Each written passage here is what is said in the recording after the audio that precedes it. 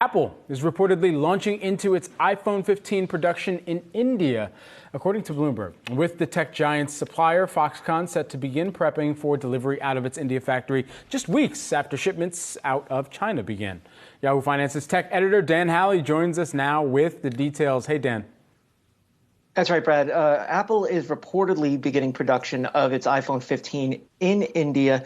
It would probably start sending them out weeks after they began shipping out of China. Now, this is a big deal. Yes, there's a lag between when it comes out of China and when it comes out of India, but previously, India was only building older models of iPhones, not newer ones. And so they began building newer ones with more recent iPhones, and now that they're going to almost be shipping them out around the same time that they begin shipping out of China means that Apple is putting more of a kind of emphasis on what it can do as far as India production. Now, they obviously work with Foxconn, Windstrom, other companies as well.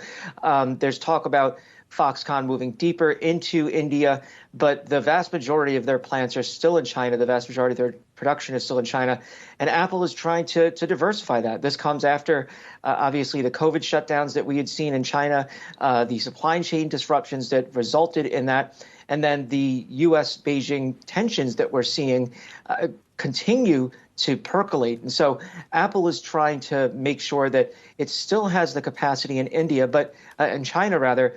But, you know, if anything goes wrong, it can lean on capacity in other places. It's not just India, by the way.